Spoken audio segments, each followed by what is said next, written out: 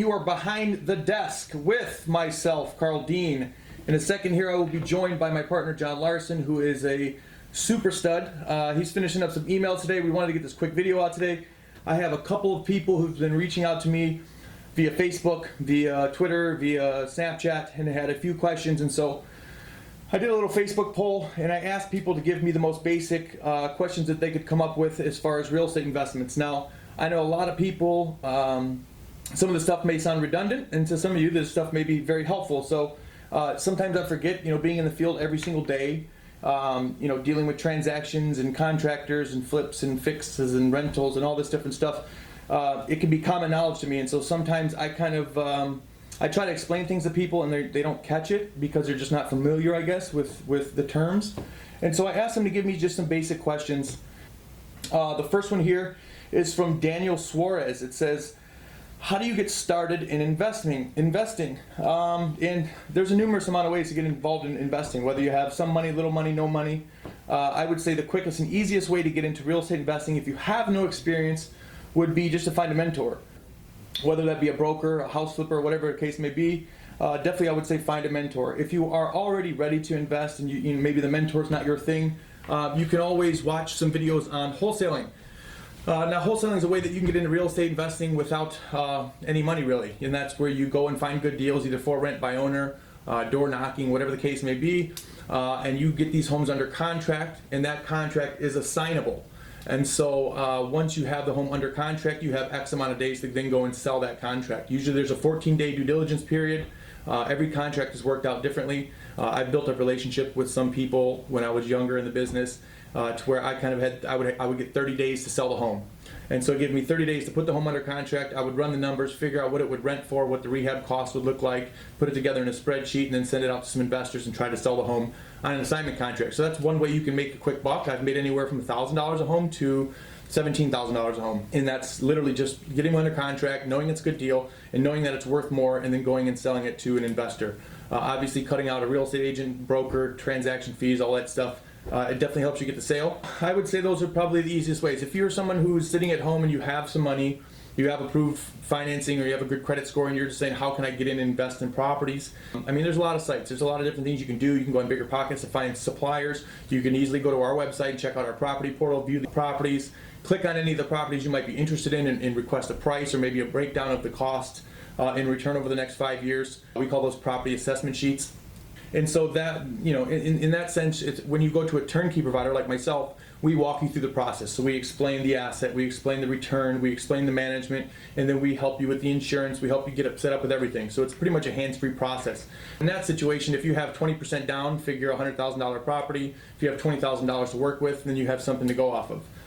Next question from John Pataki, a good friend of mine from high school actually. What is real estate investing? Flipping houses, buying property, etc. So real estate investing is a number of things. It's number one, it's taking your money and putting it in real estate so your money works for you and grows. There's a number of ways that can happen. You can invest in property, so you can buy a property that's distressed. You can renovate the home and then sell the home on the retail market and earn a profit. That's a real estate investing. That's a very hands-on approach, I would say. It's not a very passive approach. It's someone who kind of maybe has experience in construction or has experience flipping homes, or maybe isn't a real estate agent and just has a good network of people that do these type of things. And so that's one way. Another way is to simply buy a turnkey property. So, even at 60, if you acquired 1 or 2 properties every year for the next 10 years, by the time you're 70, you have 10 to 20 homes that are cash flowing. If these homes are cash flowing around $1,000 a piece, then you have pretty good cash flow coming off that. Even if you were to use conventional loans on those homes, you should be getting somewhere between $300 and $400 per home as far as positive cash flow each month after paying your note. You can invest passively, meaning you buy a home that already has a tenant in place, already has a property management in place, and it's cash flowing as soon as you purchase it. So someone's already came in, done the renovation, done all the work, got all the inspections, all the certificate of occupancies and whatnot from the city, put a renter in the home after doing the background check, etc., and then they pass the investment on to you. That's a passive investment. There's vacation rentals. We do some stuff down in Belize, obviously. You can always invest in vacation rentals, whether it be a B&B type of investment, or maybe you invest in development. So another thing we do is we pay out on a trust deed. We pay a 10% preferred return for 2 to 3 years to invest in equity for one of our land developments or one of our luxury resorts. So what that means really is So let's say you have $200,000 you're looking to invest for an equity raise. What would happen there is you're investing in a company that has a proven track record of succeeding and has been in the business for several years, obviously a Better Business Bureau accredited, and you're saying, hey, here's $200,000, I would like a 10% return on this money for the next 2 years. That's something we offer as well, and we offer that for our land developments here throughout Texas, and we also offer that for our Belize developments, which is our oceanfront and lagoonfront villas, some of our private island developments, and so we raise money that way so we can develop and use that capital to develop. We pay back that 10% preferred return for 2 to 3 years, and at the end of the 2 to 3 years, we give the person back their money and give them first right to refusal on some of the projects that we develop with that money. Again, there's multiple ways to invest in real estate, but basically the long and short of it is you spend your money on something that's going to make you money, which is real estate. It's an insured asset. It's something that cash flows. It's something that appreciates. So there's multiple factors that are benefits to you as an investor versus going in and say investing in Apple or Under Armour or some of these other companies. I mean, there are stocks that I personally like. However, those are, volatile. It doesn't matter, it's very dependent on what the market does. So when the market has a bad day, your stocks have a bad day. And so that's something that I like to kind of cut myself free from. I like to be able to have an insured asset that appreciates, that's a tangible asset, it's a real home that someone actually lives in, is paying me rent. And again, if it burns down tomorrow, if the stock market crashes tomorrow, I'm going to be safe because I have full insurance on that home and I have a tenant that's paying me rent. Next question is from Maria Hobson, who's a good friend of mine back from Michigan. I did some work on her home, actually a mold job actually when I was younger and I was in construction. Maria actually had an issue with some mold in her home, and so we went over to her home and actually took care of it for her, and that's how we got introduced. And so she says, which state is the best place to invest in real estate and why? This is to be biased. I mean, we moved the entire company of American Real Estate and 15 executives and our entire team down here to Dallas, Texas on January 2015. We didn't do that because we felt a bias to the market. None of us were from there. When we decided to move here, I had never even been here before. I literally had never even seen the market.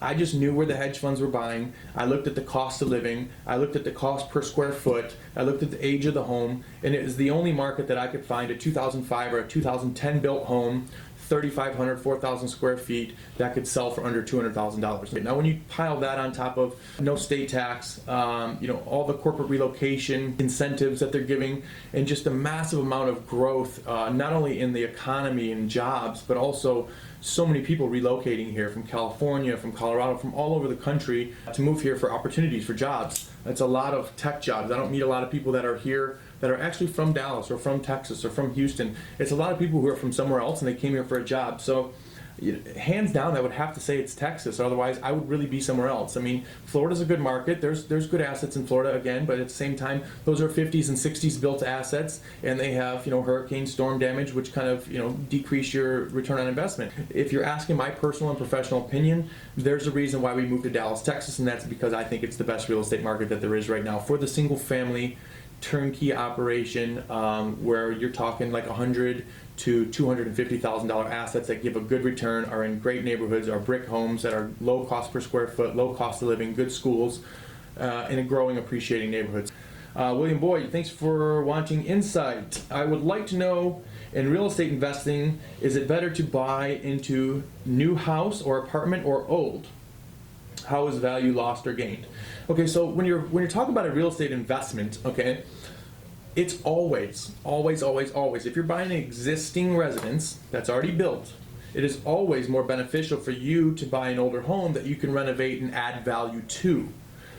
You can up the rents that way, you can get more than you pay for it that way. That is always the smartest, safest option. When you buy something that's brand new, that just was built, if you're buying it for cash flow purposes, for the return because it's a rental and it makes sense financially, that's a different story. You can buy good rentals that are new builds that make sense. However, I wouldn't buy new builds that are in neighborhoods where it's all new builds that are just for renters, because those neighborhoods don't have any sustainability for the long haul, and they kind of deteriorate over the years. There's not a lot of care for the neighborhood, so I stay away from the build to rent subdivisions. Yeah, it's just a product I don't really necessarily believe in myself. And so when we do build to rent homes, we're doing infill lots. We're taking 1 or 2 or 3 lots within a subdivision and building on those, and then renting them out and selling them just to keep up with our demand from our investors. But at the same time, I definitely am going to say always it's going to be buy something that's older so you can renovate it and add value. you can do a forced equity play. You know what I mean? You put in some money to the project or the home or the apartment or whatever it is, and again, you can up the rent so you can get more value for it on the back end. The one exception to this also is obviously if you're investing in equity for development. If you're dealing with a credible developer and they have a development opportunity where, say, they're building either a home or an apartment complex and you have an opportunity to invest in that development, assuming it's a safe neighborhood, a safe developer, somebody who's really has a good track record, you can get in on the front side. But again, that's investing in developments. That's not investing in a new build home. So yes, to answer to your question, it is definitely always going to be something that's a little bit older that you can do some repairs and some improvements to. Lindsay Mercer, red flags to look for before purchasing an investment property. Okay, so I should be the king of red flags because I've come across so many of them in my life between all of the markets we've been in, myself being in Atlanta, Birmingham, Alabama, Kansas City, St. Louis, Columbus, Detroit, Houston, San Antonio, all these different places. There's a lot of red flags. So number one, I always tell everybody this: try not to, unless you're buying from a wholesaler that you really, really trust and you understand the market, you understand the deal, try not to ever put down a hard EMD, which means your earnest money deposit, you should have 14 days to do your due diligence, meaning research the property, look at the home, do as much due diligence as you possibly can before that EMD is cash in their pocket and not refundable to you. So watch out for those. A lot of the wholesalers, they pressure you. Hurry, hurry, quick, quick, hurry, hurry, quick, quick. You got to give me your $5 grand or else this is gone. Well, sometimes they put you in bad assets because they really have one thing in mind, and that's to sell a house and get their commission. So be careful for the hard EMD. And soft cost, hard cost, in case you're wondering what that is. Soft costs are things that could happen or could, the soft costs are like a CapEx expense, meaning what I have into the numbers for the return on investment that calculates the vacancy or maintenance. Those are soft costs. Those are things that could happen, may not happen. The hard costs are the things that are for sure 100% going to cost you money and come out of your pocket. So hard costs are taxes, hard costs are HOAs, management fees. Those type of things are for sure going to cost you a certain amount of money. And so when I say don't let your EMD go hard, that means your earnest money deposit goes hard. That money's out of your pocket. Be careful when you're buying properties that have basements in the wintertime, especially if they're finished basements. One thing I've gotten myself into that was a very, very painful thing to deal with was buying a home while it was winter. Obviously the ground is frozen, and you buy the home, and in spring when everything starts melting, you realize that the walls are all cracked and you have a water leak and there's foundation issues. So definitely look for those type of things. Cracks around the bottom of the foundation, on the corners and whatnot. Definitely red flags. There's really a lot of red flags. Again, with the foundation thing, if you're going to look at a house and it was a newly finished basement before you go to purchase the home, even if it's something that they just slap together, that's probably the biggest red flag. If you go down into a basement and you're looking to purchase this property and it looks like they just threw the drywall up and just did this, just basically did a kind of a half-ass finish of the basement and finished all the walls, that's a red flag for me, because I'm like, why would they want to cover up all these walls? Obviously I want to take a look at that stuff.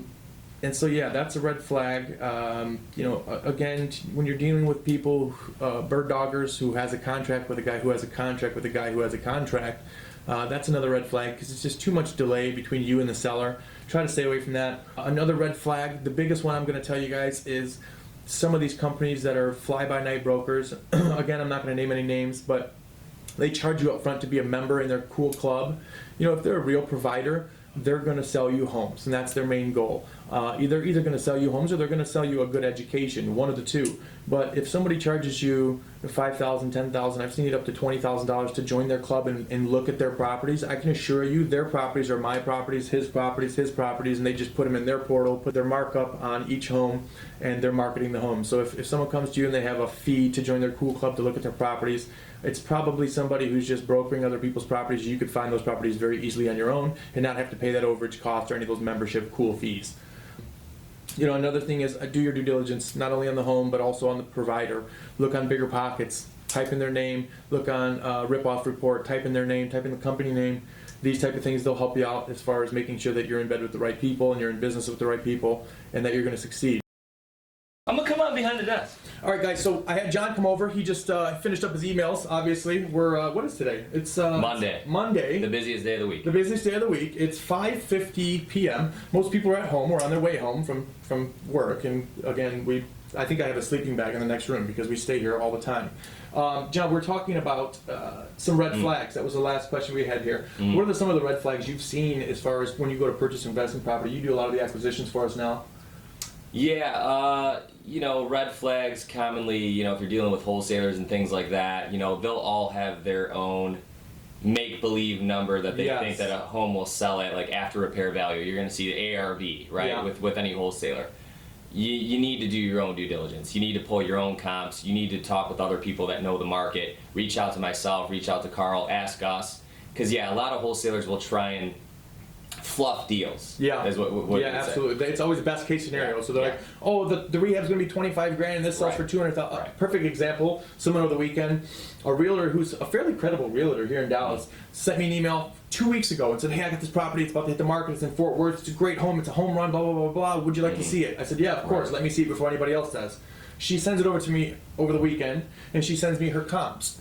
Instantly, I don't run the comps anymore. I sent it to my agents and whatnot. I sent it to Victor, and Victor ran the comps. And he came back and said, every comp that she uses is either in the golf course or on the golf course or in this neighborhood that's across the way with $1 million properties. It's across on the other side of a freeway.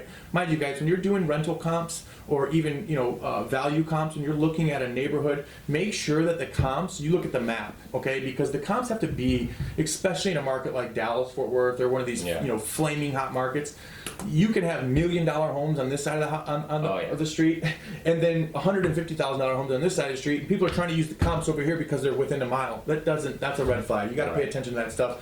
Don't be fooled by that. I definitely would get a second and third opinion. Yeah, they're also going to give you an estimate on a rehab, like you said, which everybody has different standards for rehabs. There's a lipstick rehab, where you just change out the carpet and paint the walls. And then there's like a rehab that we do with some of our homes where we're going a little bit above and beyond. So I got to take that into consideration as well. Like if it's a turnkey property where we're going to sell it as a cash flowing investment, that's a different rehab than what we would do on a retail flip, right?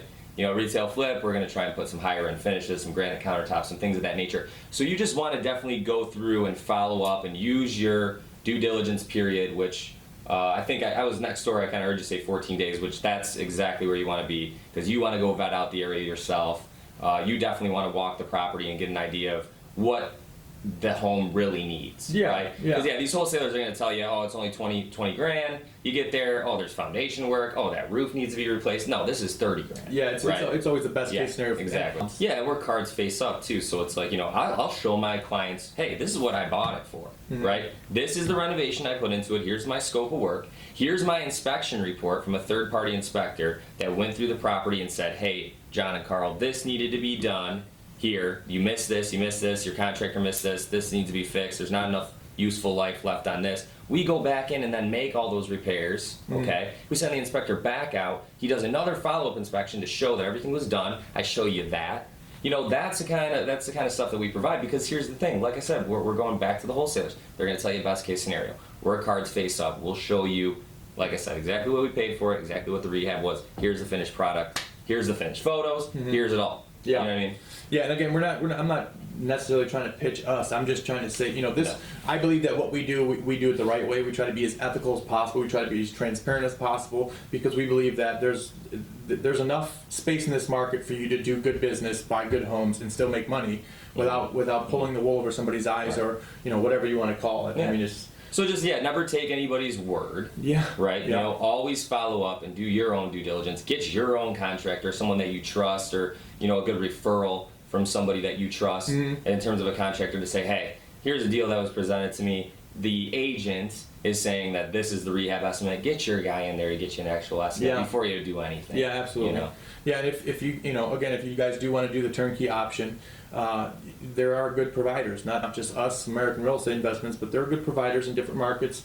You just got to do your due diligence, and if you build up a relationship with these guys, and then you feel comfortable with them, then it's a little bit different. Then you kind of get your wheels. And so we have some investors that are in South Africa or Australia. Yeah. And they'll call us and say, hey, what do you got? And we'll send them over, and as long as we give them the good recommendation, they're going to purchase it. But that takes time. That's not something no client comes to us and just says, yeah, send me a property. Oh, sounds good. Let's go. Yeah. I mean, it's something we have to build that relationship. We have to build that trust, let them know that we have their best interest in mind. That's why we always invite them out to the market, tour them in the assets and the property management. And yeah, other companies too, if they're turnkey providers, they should have, if they're reputable, guys, they'll have no problem providing you with a scope of work or, letting you know how much they purchased the home for, that kind of stuff. I mean, the guys that are doing good business, they don't feel, bad or something about showing that kind of information. Yeah. So, just be on the lookout for that. Again, if you have questions, please go to American Real Estate Investments Facebook page. Definitely post your questions there. We'd love to hear from you guys. And until next time, stay tuned and have a great day.